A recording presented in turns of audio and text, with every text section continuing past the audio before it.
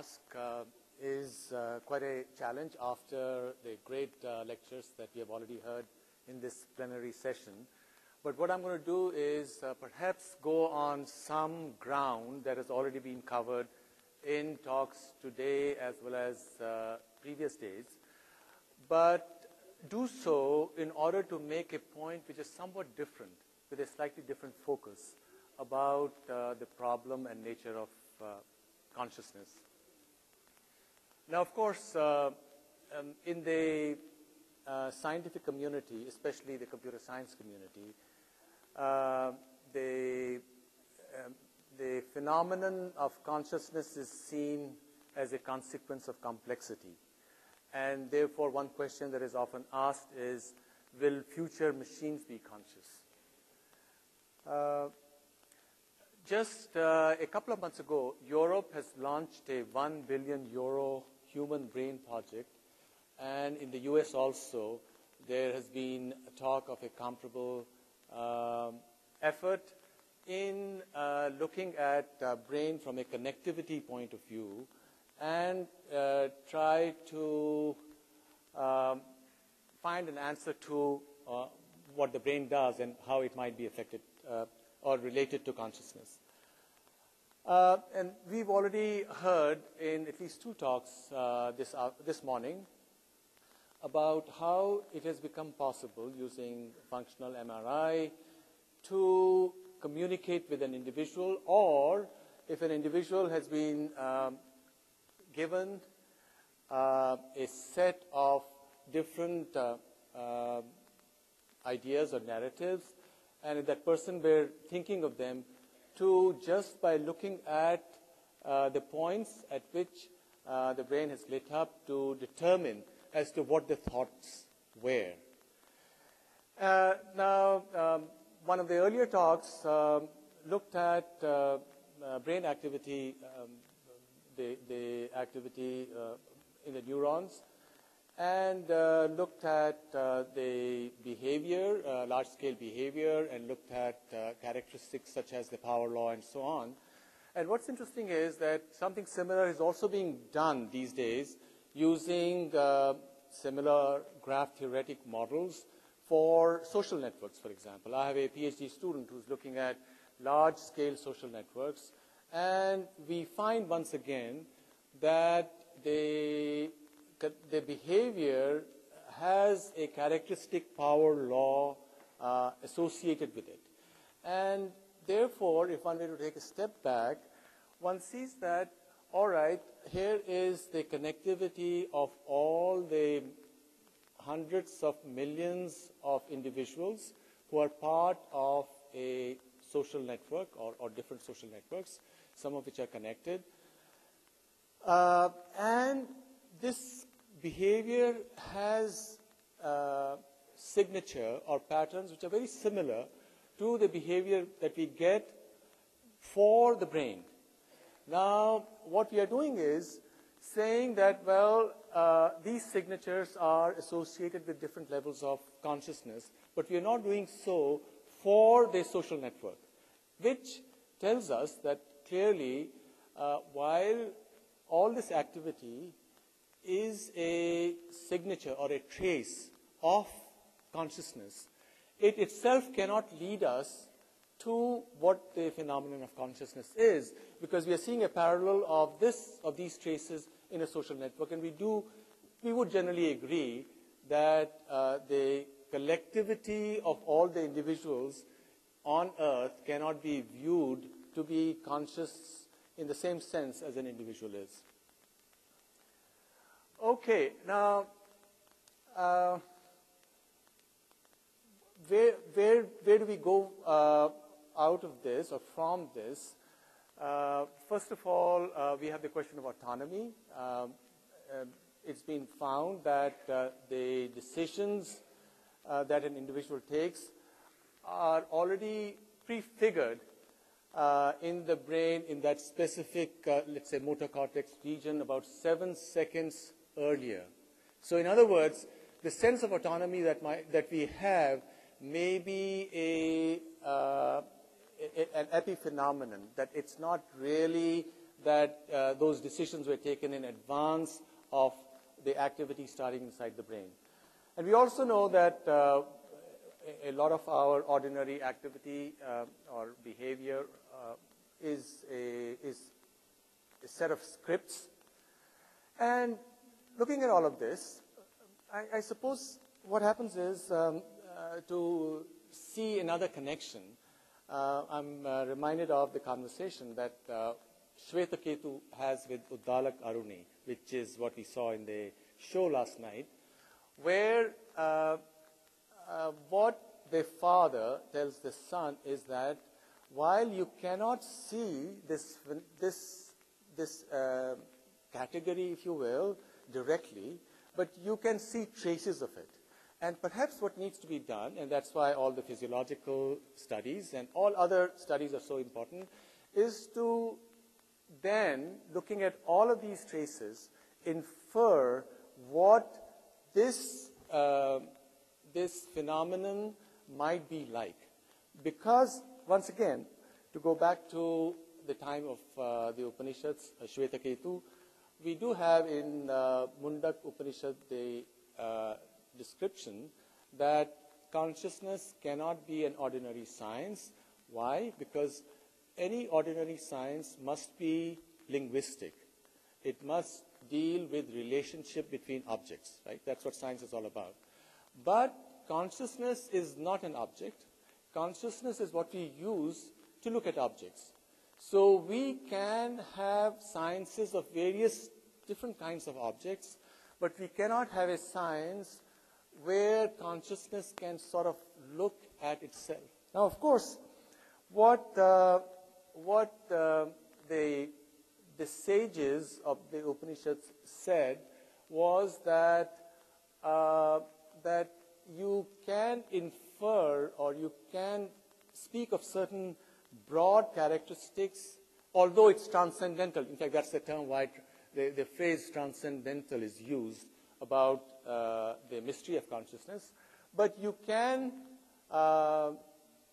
infer certain things about it. And perhaps such inference can also be drawn in the many different ways consciousness of ordinary people, of all of us, behaves when people are creative. And there's this famous study by French mathematician Hadamard in the late 19th century, where what he did was he wrote to a lot of creative scientists and asked them as to how exactly they had come by their discovery. And most of them said that they had made their discovery not when they were using logical thought, or the discovery was not a consequence of reasoning, but rather came sort of spontaneously. And so that would imply that that its source, because that moment of creativity is a kind of a break in an ordinary sequence of seeing things. And therefore, this study of how creativity happens could illuminate the nature of consciousness. Certainly the nature of extraordinary consciousness that we are talking about here. Now, you also have savants who have, these are people, for example, who are very severely autistic, and some of them have astonishing mathematical and artistic abilities. Now, we have the well-known book by Oliver Sacks titled The Man Who Mistook His Wife for a Hat, where he speaks of, Oliver Sacks is himself a neurologist, he speaks of how he's looking at these two twins who are severely autistic. They don't have much of a numerical ability, but they are able to recognize prime numbers, including prime numbers which are very large. And this is an experiment, or this is a study which was done by him in the 60s before it became easier to recognize prime numbers using computers.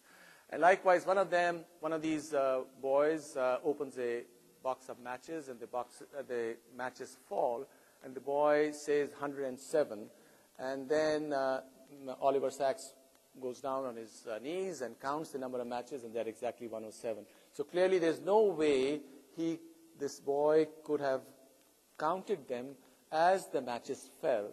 So what this does is, and what I'm trying to do here is talk of anomalous behavior, because I want to talk about certain possibilities associated with consciousness that we may not have gone over in our discussion over the last couple of days.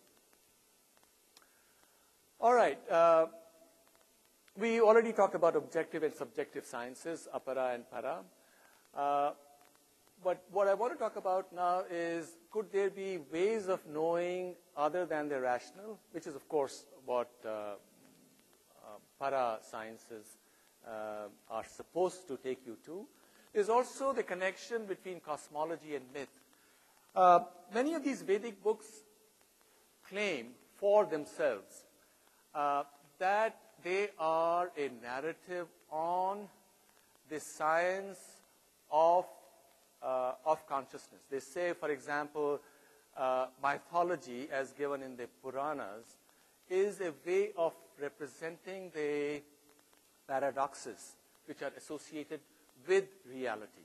And it's through these paradoxes that one is trying to reach, so to speak, to the heart of the mystery of consciousness. In fact, there's a very interesting dialogue in the Bhagavad Puran where Yudhishthir goes to Narad and asks him, what is the way to obtain, or what is the purpose of one's life? And how does one obtain knowledge? And what Narad tells him is that, well, you study all the normal sciences to the extent you can, but then this study will take you to paradoxes of different kind. And once you have reached these paradoxes, that is what will give you the tools that you need to go on to the next level. Which is, in different terms, what one is trying to say is that all of us in our lives have those moments of epiphany. We've reached a point of crisis in different, perhaps in an academic discipline or in one's life or in one's understanding of one thing or the other. And then there's a crisis. And at that crisis, sometimes, there is an epiphany. And then suddenly you reach a new state where all that crisis gets resolved so that you have reached a next level of understanding. And therefore, these paradoxes could be a ladder. Now, as to where this ladder goes, this ladder could not stop. Why? Because if this ladder was finite, then in principle, you should be able to describe the nature of this ladder through some linguistic narrative.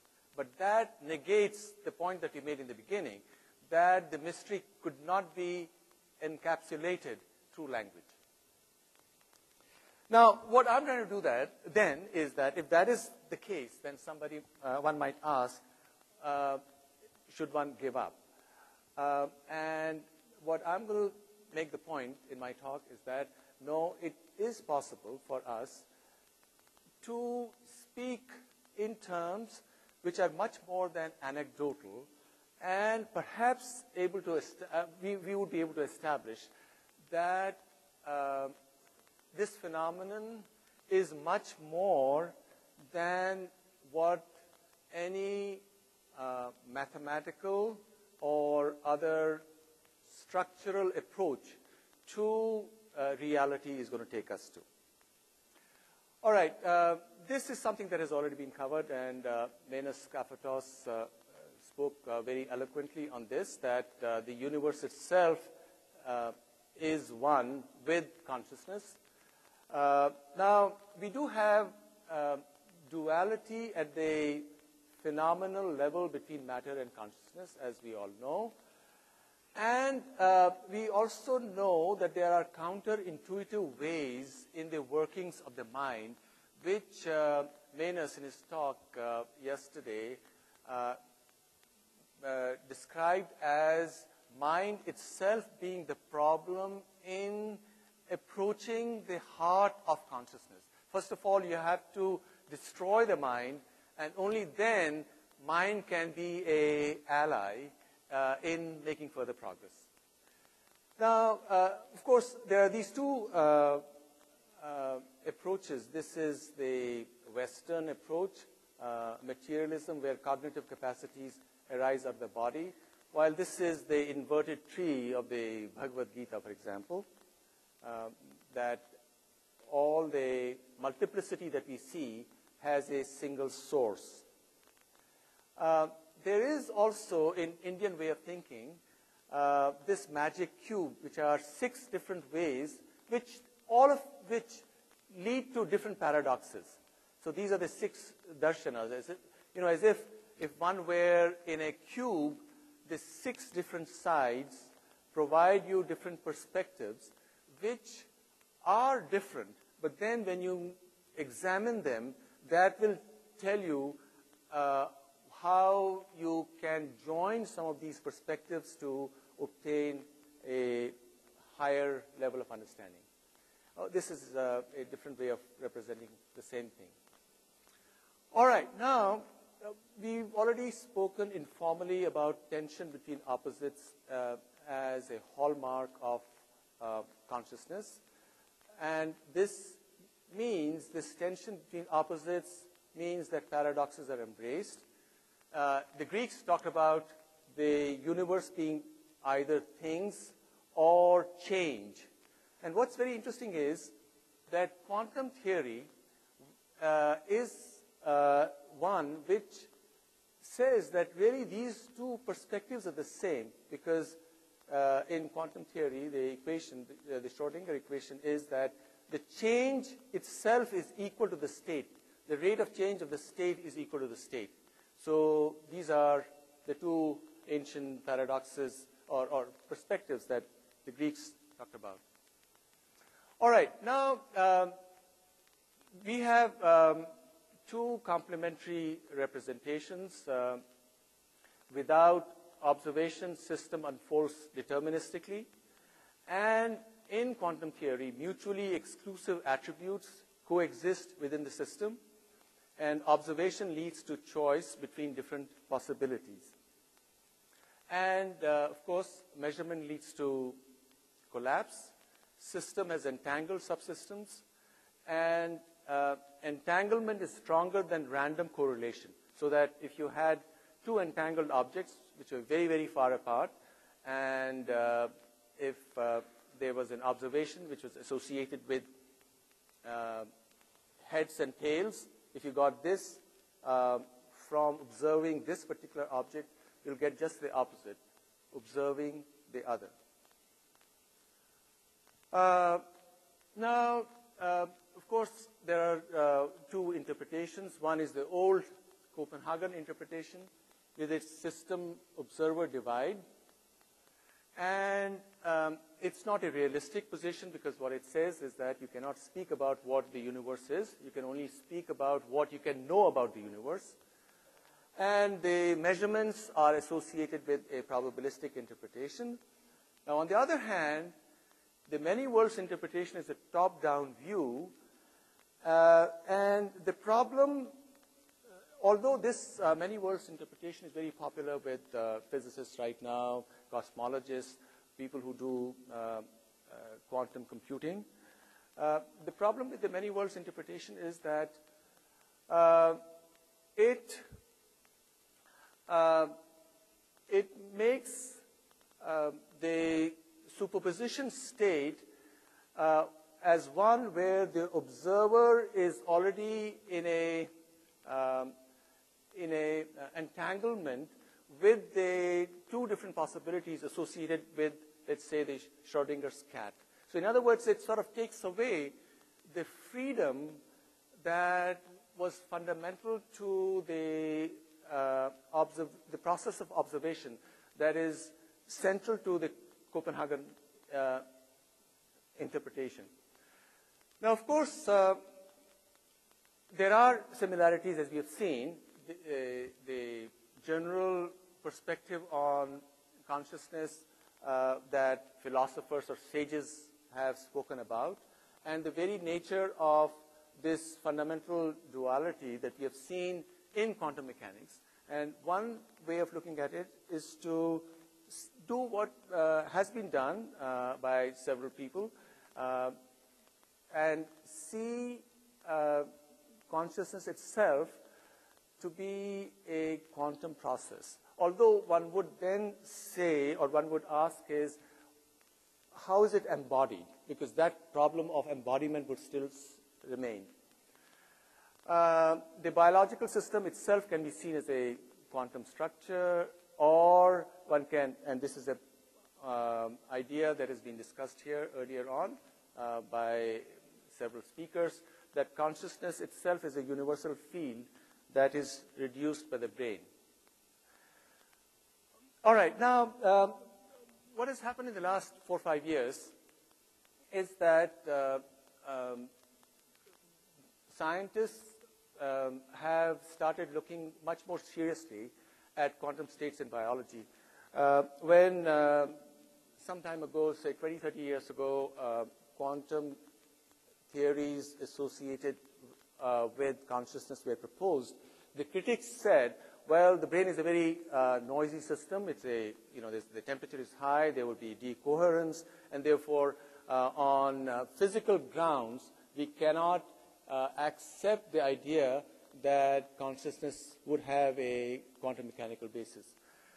But in the last 3 or 4 years, serious theories have been proposed which are generally accepted, at least for the very first of these 3, photosynthesis, that photosynthesis has a quantum mechanical basis. Quantum mechanical ideas have also been proposed for navigation by birds, as well as olfaction, or the sense of smell. In photosynthesis, you have the chlorophyll molecules, which are green, and you have proteins surrounding it. And what happens is that light energy goes to the molecules in the center where the reaction takes place, where the energy finally gets transformed. And this process, normally one would have thought, because to reach the reaction center, there's quite a distance that after photons have impinged on the material, they have to go there. One would have thought that there would be a lot of loss along the way, because it's all random, because the photons would be received at different times. But that's not what happens. There seems to be a kind of a correlated, highly correlated, or a quantum process at work, so that the energy of these photons reaches the reaction center all together. And the person who's proposed this theory, Professor Fleming of University of California at Berkeley, they've done theoretical analysis, and it's generally accepted. So this means that, well, contrary to what one would have thought, quantum processes can remain in a coherent state in a biological system for times which are much, much longer than people had previously thought. So these are some of the pictures associated with the photosynthesis process. In the avian quantum compass, it's proposed that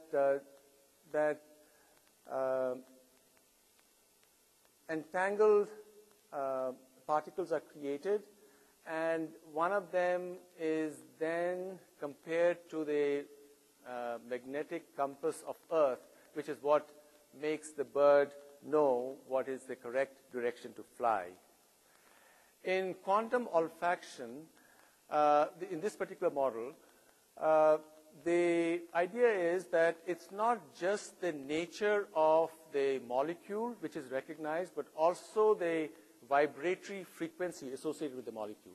And therefore, what it makes it possible is for the organism to be able to distinguish, let's say, the same molecule, one of which has hydrogen replaced by deuterium.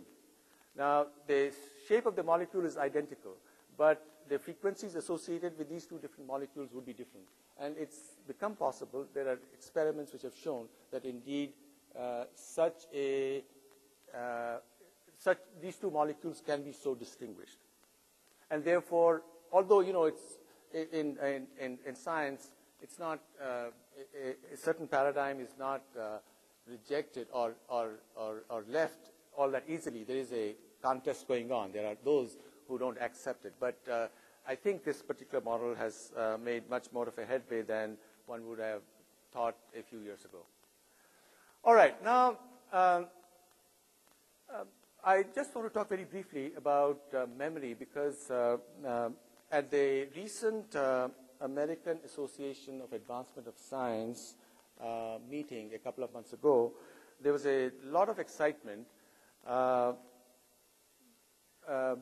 based on a study that's been going on for many years in Japan on the working memory of chimpanzees. And it's been found that chimpanzees have memory which is much more than human beings have. And here's a, how do I point to it? Okay. Yeah, okay.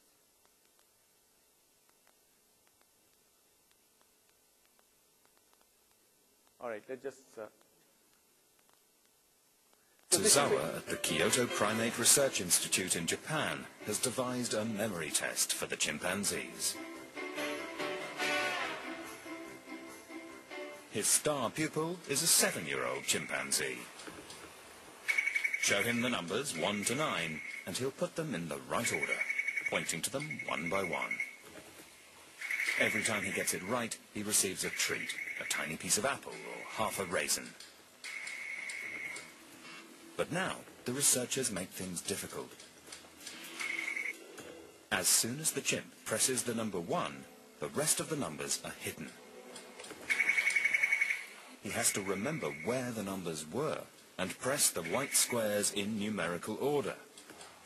The positioning of the numbers is totally random. He gets it right time after time with lightning speed and 100% accuracy.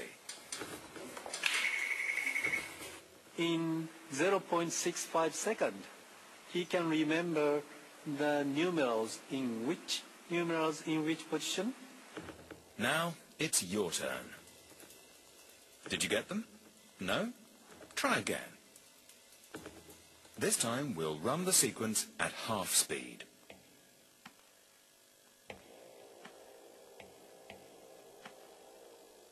Still too difficult? Try at a quarter speed.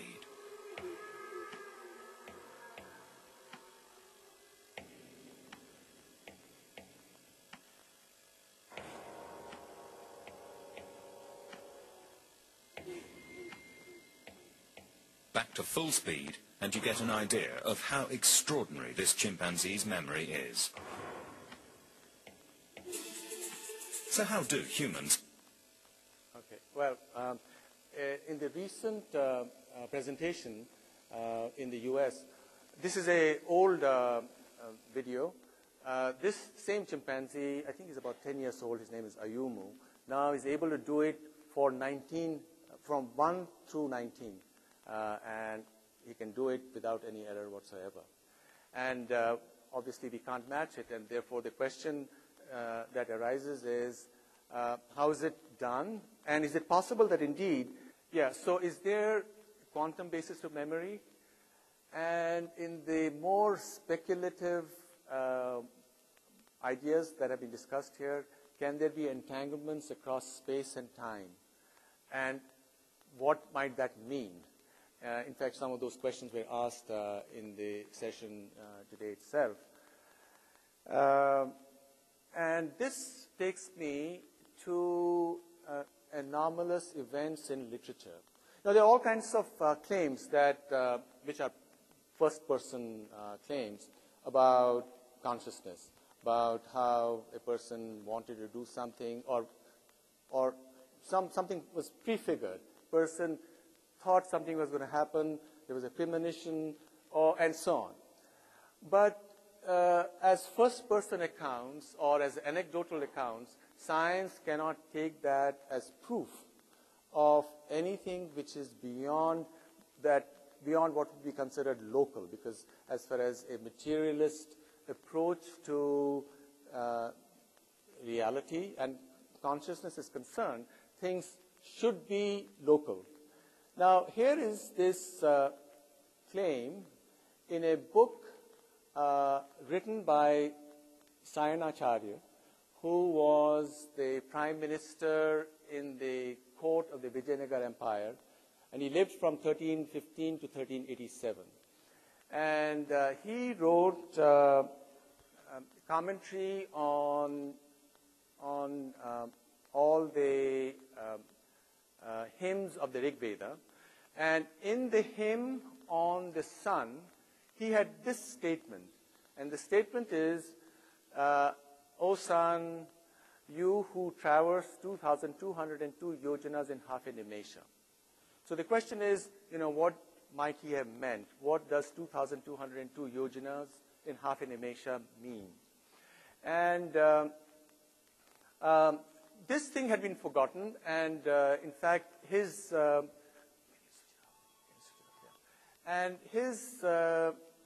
text was, there are many manuscripts that we have from the 14th century, and the Western Indologist Max Muller published this commentary in his book on the Rig Veda, which was printed in the 1880s to 1890s in several volumes. And nobody paid any attention to it until about 20 years ago. Somebody from Pune said, well, yojana and nimesha are well-known units in Indian astronomy. In fact, in Indian astronomical texts, this is the way these units work. One day is divided into 30 muhurtas. Each muhurta is 48 minutes. Each muhurta is divided into 30 kalas. One kala is 30 kashtas. One kashta is 15 nimesha. This is standard. So one day is so many nimesha, and therefore one nimesha is exactly 16 over 75 seconds. There's really no dispute about it at all. Now, yojana is much more complicated. Why? Because yojana is what was used by astronomers such as Aryabhatta, whose name came up yesterday in the show, and by Bhaskaracharya and Varahamihir, and some of them used it somewhat differently. But the standard measure of yojana in the Arthashastra is 8,000 dhanush, or bow lengths. Now, of course, we don't quite know how large the bow was supposed to be, but Mr. Basham, who wrote this wonderful book called The Wonder That Was India, thinks it was 6 feet. If it's 6 feet, it's 1.83 meters, and that would give you the speed of light exactly equal to 3.02 into 10 to the power 8 meters per second, which is an amazing coincidence. Now, what happened was that when I got to hear of it in the 1990s, I looked at this, so I thought, well, one possibility is that when Max Muller interacted with correspondents in India in the 19th century, maybe somebody was already aware of what the speed of light was, and they interpolated that into the text of Sayanacharya, so that Indians could later on claim that they knew what the speed of light was. But this is not possible because there are many original manuscripts which are extant in different libraries. So that's not possible. Now, what I did was, so clearly what one could say is that, well, it's a coincidence, but is there some other possibility that may be associated with it? So what I did was I looked at the descriptions on astronomy in the Puranas, And I found that, in fact, and these Puranas go back to at least 500 AD. The earliest Purana is supposed to be Vayu Purana. And people think that it's certainly 500 AD, if not earlier. And we find that this number, 2202, is present in a certain form there itself. And in fact, in the Puranas, in Vayu Purana, for example, we have a very confused idea related to the solar system, but it's stated that the sun is 15.7 into 10 to the power 6 yojanas from the earth. Now, this is stated very clearly. The rest of the description is totally confused. Now of course, first thing is that this number is much larger than other ideas of the size of the solar system which was extant in ancient world. In fact, generally it was believed that the sun was about 500 Earth radii away from the Earth. This is the general belief.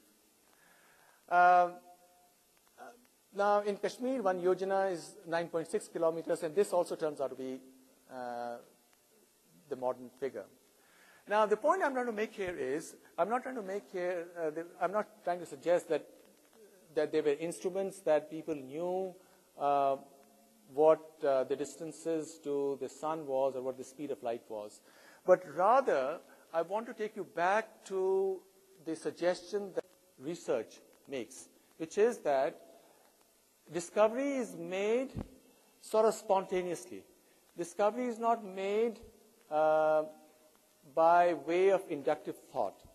And if that is true, then it's possible that apart from ideas, and ideas are general shapes, geometrical ideas and other ideas, or forms, which it's easier to see how they can spontaneously arise because the mind thinks in terms of ideas, in terms of abstract ideas or geometrical ideas. But possibly there could be another element to it, and that element is a numerical element. In fact, let's go back to the Greeks themselves. The size of Earth that the Greeks assumed was very accurate. And what is the story that we read in Greek histories about how this size was arrived at? The story is that a gnomon was placed in Alexandria, and the angle that its shadow subtended at noon, compared to when it was exactly overhead at Cairo. And there's a distance of 200 miles between Cairo and Alexandria. So that angle led to the spherical size of the Earth. But clearly it's just a story. Why? Because there was no way that angle could have been measured to the accuracy that is required to arrive at the correct size. So in other words, there are accounts from all over the world where people seem to have arrived at the correct answer in a manner which cannot be rationally explained. And that might be an instance of the working of the mind in a fashion which cannot be explained in any local theory. So, is it possible then, as I mentioned before, that